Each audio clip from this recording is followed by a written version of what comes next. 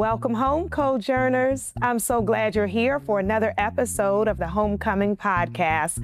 I'm Dr.Thema, licensed psychologist, ordained minister, and sacred artist, here to help facilitate your journey back home to yourself. And I have a special treat for you on today. I'm excited to welcome to Homecoming Esther Armah. Welcome, Esther. Hello, Dr. Thema. It's lovely to be with you. Thank you so much for the invitation. Absolutely. So this has been years in the making, and I'm so glad we recently got to see each other in Ghana, and now you're in the States. And so let me tell our audience a bit about you. Esther A. Armah is an author, former international award-winning journalist, filmmaker, and playwright. Esther is author of Emotional Justice, a roadmap for racial healing.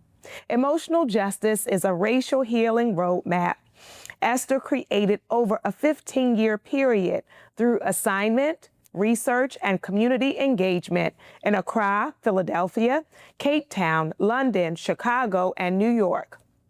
She is CEO of the Armah Institute of Emotional Justice, a global nonprofit devising, developing, designing, and delivering programming for international human rights organizations, global philanthropy, social justice organizations, and academia. As a journalist, she has worked in London, New York, Chicago, Washington, D.C., Ghana, Nigeria, Kenya, and South Africa. As a playwright, she has written 5 plays that have been produced and performed in New York, Chicago, and Accra, Ghana. As a filmmaker, her short film is called Goodbye to the Emotional Mammy, which centers Black women's wellness and the emotional weight we carry. Throughout 2025, she's done a global screening and dialogue tour for this short film across the U.S. and Africa, in New York, Ghana, South Africa, and Washington, D.C. And finally, in the spring of 2022, she was the Distinguished Activist in Residence at New York University's Center for Black Visual Culture. Thank you so much for being with us. My pleasure. And all of that just crystallizes down into 3 words. I'm a global Black chick. Oh, I love it. That's it. And today we're going to talk about, in particular for Black women, African women, and women of the African diaspora, saying goodbye to the emotional mammy, that we're not doing it anymore. We're not doing it. We never signed up to do it, and we are definitely not doing it now. Can you first start with us by defining what is an emotional mammy? So we know the term mammy comes from enslavement, and that time, but the Deep South, it was a very specific visual. Usually dark-skinned, full-figured sister. People think of Hattie McDaniel and the character she played in Gone with the Wind, who looked after white families, was looking after the children, looking after the family, and everything about her work and her world was devoted and dedicated to the well-being, the happiness, the comfort of white families. There was no real knowledge or no real information about her family, the family that she left behind to come and look after this family. She was almost always a sexless individual. There was an absence of humanity. Her whole being was all about devotion and dedication to white families. So with emotional justice, we think specifically about the emotional legacy of the untreated trauma from enslavement. So the emotional mammy is a Black woman, any hue, any size, any shape, any complexion, who is expected to take care of the feelings of white people, no matter the cost, the toll, the consequence to her body, to her well-being, to her thriving. No matter how much harm is caused, there is both an expectation, a requirement, and a demand that she take care of the feelings of white folks. And we see that again and again and again in our contemporary reality, right? Yeah. Don't we see it again and again? Yes, continuously. Continuously. Yeah. And in Homecoming, we often like to start with our narrative or our story. So can you share the ways that expectation came up in your life journey and what it was like to reject that? So the hard thing to always say is the admission of how much of an emotional mammy I know I became. So I'm a former international journalist. I was a journalist in elite white spaces. And as I always say, nobody's ambition is to fail, lose, or be terrible at what it is they do. But I know that at the time as a young journalist, I didn't think about the cost of what success as defined within elite white spaces would be on me and on my sense of self. And so I was politically Pan-Africanist. I believed in Black people being and coming together. But I watched and engaged in the slow kind of erosion, the bit by bit by bit of a centering of what was best for us in pursuit of climbing up the ladder in those elite white spaces. And I always remember a pivotal moment. I was working on a documentary. It was a huge deal. Young Black woman, only Black woman on the team. A little Black boy had been murdered by other children. The story had made headlines all over the UK. And this was the documentary that would be the documentary that everybody in the country would watch to tell the story of what happened. And it required me getting other Black boys to speak about what this issue was. The challenge was, what it was actually requiring me to do was to make Black boys look like murderers, that they were the villains. Even though, because I was an investigative journalist working on a documentary, I already knew who the suspects were, and the suspects were not Black. So it didn't make any sense for them to be, essentially, because they were children in the UK law, you can't show the children because they're underage. So what I would be doing would be putting a group of Black boys on camera who would become the face of the murderers, because you can't see the ones who were actually been accused. And it would have been me doing that. And so engaging with this organization, getting the organizers to agree and say yes, and they thought this was a great opportunity, which is how I sold it. So I sold a lie in pursuit of my own ambition. And it was literally, it might have only been 2 nights before we were actually supposed to film. And I don't know how many other Black women have had a moment where you're looking in a mirror and you're literally saying, who am I becoming? Not even what have I done? Who am I becoming? Who am I becoming? And I was ashamed. I was so ashamed.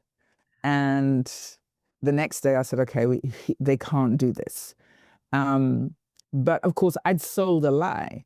So in selling the lie, when you now go and tell the truth, the entire mess was of my making, moving through and manifesting the system that designs for us to do this, but then working with it, like literally being the body that's working with it. So I go to the brother and I explain, listen, this is not a good thing. They should not do this. I know what this documentary is. I'm the one who's the AP on this, which means I'm engaging with all the people that are going to be contributors. And your boys, all Black boys, are going to become the face of child murderers. And I already know that the suspects are not Black. Yeah. And that even if they were, because of the nature of racism, you don't just put Black kids on camera. You don't do that.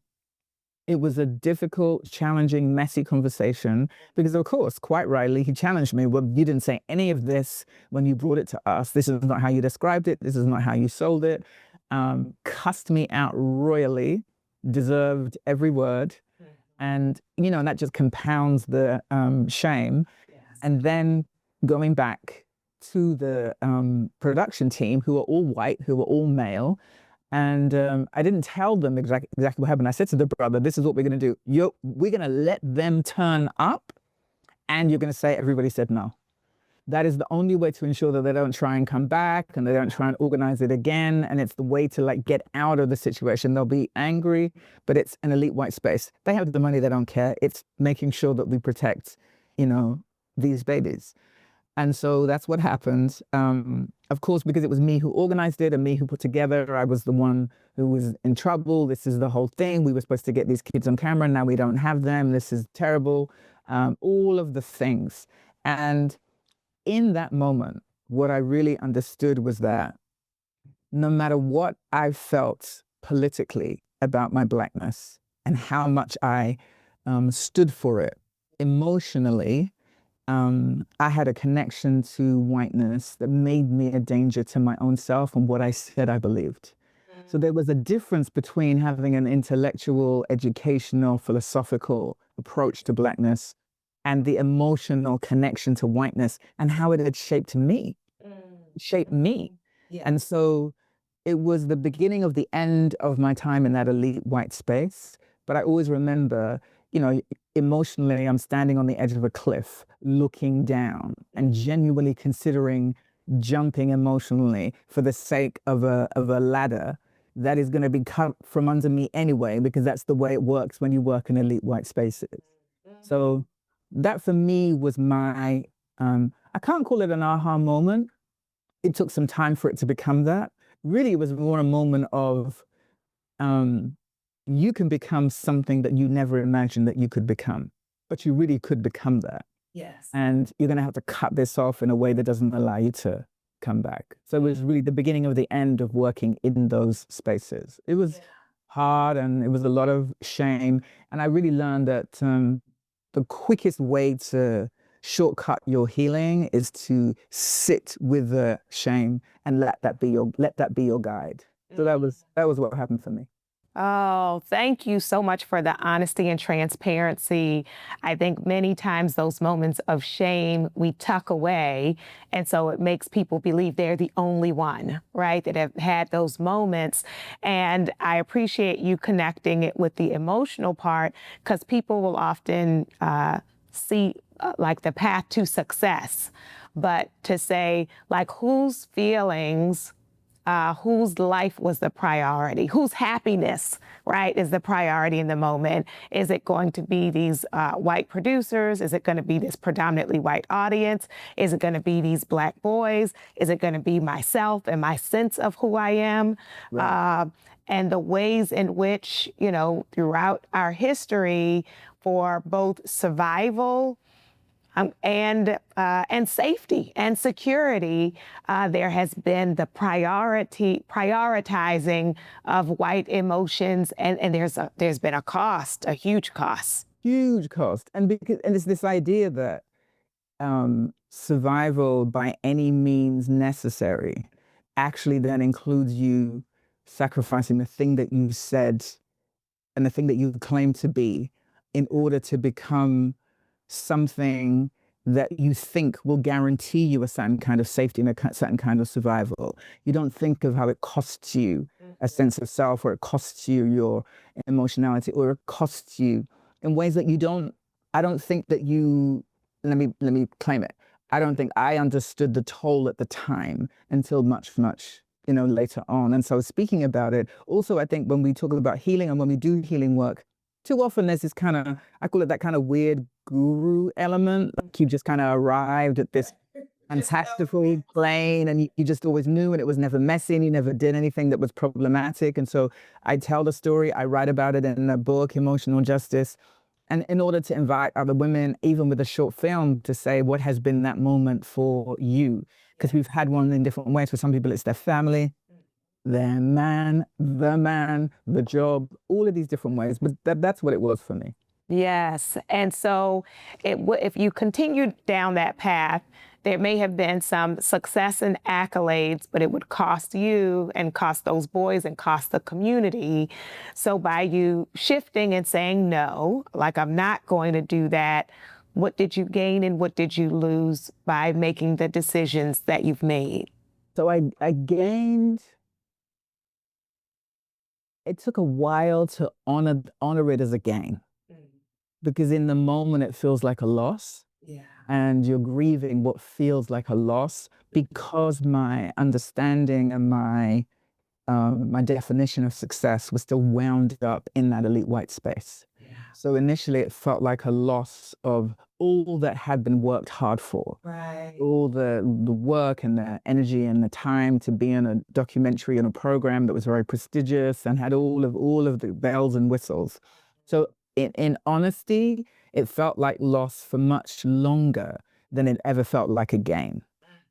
The gain was in the beginning of a freedom to, one, really speak to what it was honestly, and that it becomes a permission-giving moment for other Black women to share as well. Because what I learned was that so many of us have had those moments, and the shame, we mask the shame and suppress it in silence, because that's the easiest way to then remain the kind of person who's supposed to do this work. And it just keeps you dishonest. And so what it gained for me was an honesty, and really the beginning of doing this emotional justice work and saying that you cannot PhD your way out of untreated trauma. You cannot intellectualize your way out of untreated trauma. You cannot educate. Like, there's the emotional work that we all have to do, and that I know that I had to do, is irreplaceable by anything else.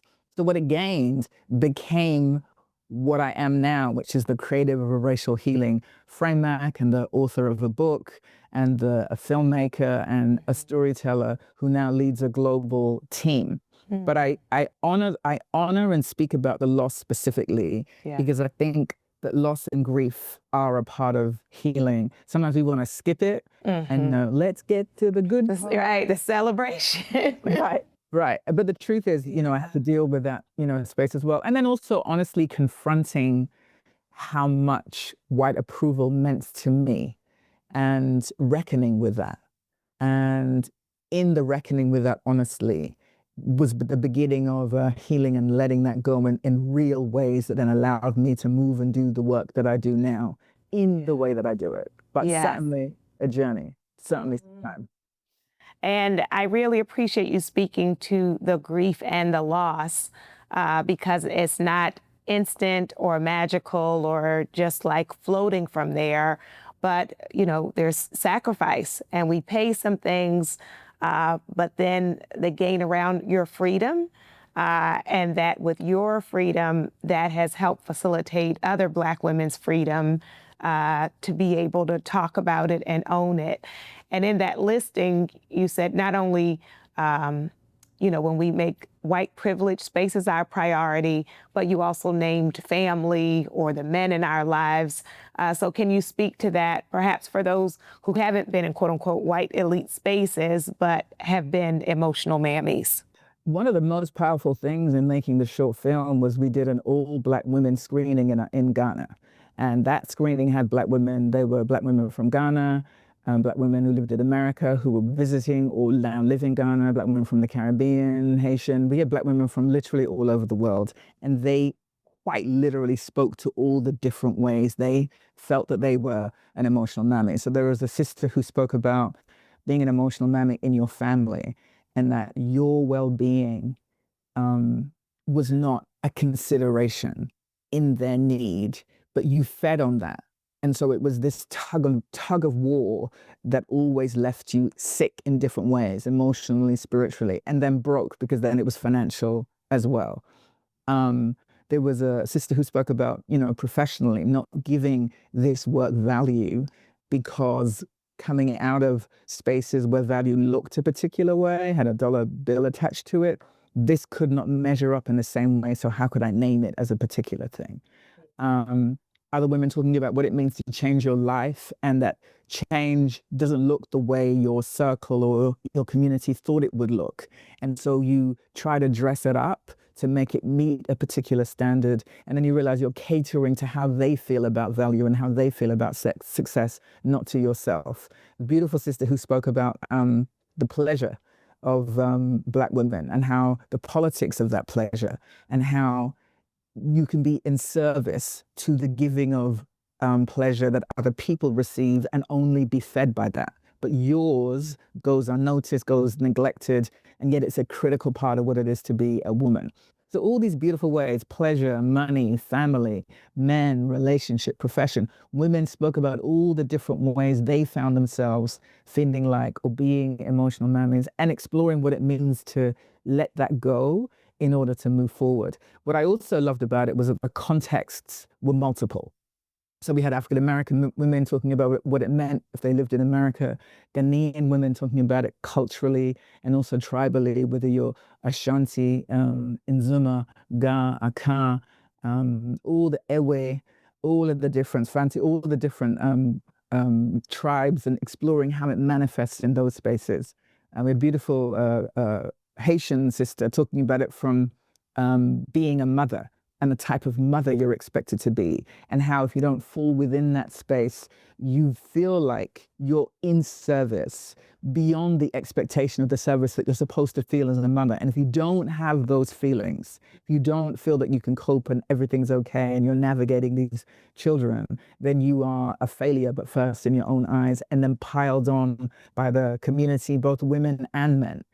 So it was powerful to listen to Black women speak to what it means in different contexts, different cultures, different parts of the diaspora and the continent, and say what it means to say goodbye is to collectively speak the truth of what it is, and then recognize that doing our emotional work, which is the work of intimate revolution, the emotional justice love language of Black women, is the beginning of saying, I put this down one step at a time in order to pick up something else. Knowing that it is not magic, but doing it in community makes you feel less lonely, and I think creates a shortcut to the shame that can otherwise be expanded. I love that, both the saying no and releasing, but also saying yes. I'm saying yes not only to what I want to do, but myself, being myself. And I love the collective piece of it as well, which shatters that shame for us to be able to do it together and to claim healing, which then of course goes with the liberation, right? To be free in and of ourselves. And so I'm sure there are multiple layers to it, but for the sake of time, if you can tell us, what does healing, or what can healing for Black women look like? With the emotional justice racial healing framework, healing for Black women means intimate revolution. Intimate revolution is about our relationship to labor as it connects to value. So in other words, as Black women, we have literally been nurtured, taught, enforced that all of our value is rooted in the labor that we do for everybody other than ourselves. That labor is emotional, it's physical, it's spiritual, it's financial, and that as long as it's being done outside of ourselves, it has value, and therefore we have value. The challenge with that is that we develop an emotional relationship to labor as the means by which we understand we have value as Black women. And not regular labor, not the kind of labor that is creative and reflective and generative. No, this is not kind of the back-breaking, soul-aching, exhaustive labor that I can do one more thing, I can do one more thing. I'm laying on my back, I can't even get up, but I'm still gonna do that thing, I'm still gonna meet that deadline, I'm still gonna finish that thing. And the tough part of it is twofold. One is that the systems of harm that have shaped the world in which we live imposed labor as life or death. The way you lived was to do enough labor. The way you died was to do enough labor. And so it's not as if labor was like, well, I feel like it or I don't. It was life or death. Yeah. So the end of an enslavement that made labor life or death doesn't necessarily mean the end of the emotional relationship to labor that taught you that that is my value. The amount of labor that I can do more than anybody else, that I can I can outshine by outworking everybody. And the cost to my body, to my health, is the price that I pay for feeling valuable to a world that only measures me by the labor that I provide. That is a healing. And you use this wonderful quote, the idea that you're always a resource and never a sister.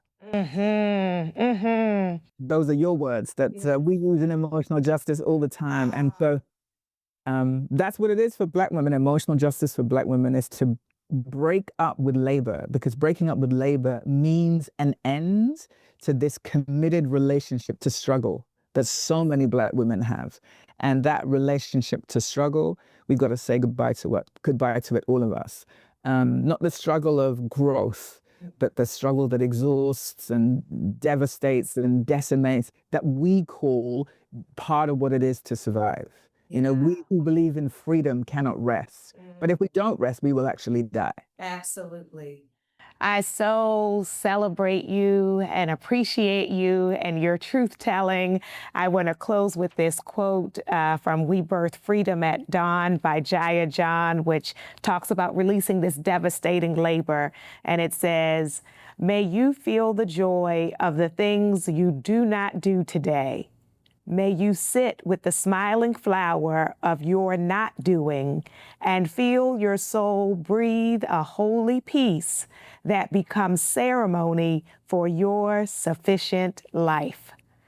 I hope, yes. Come on now. To not do on today. Thank you so much, yes, for being with us. And what is your website, or how can people stay connected to you?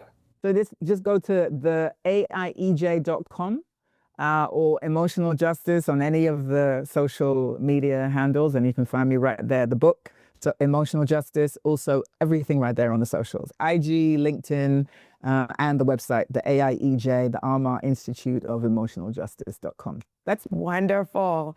I invite your soul to tell your heart, mind, body, and spirit, welcome home. Joy.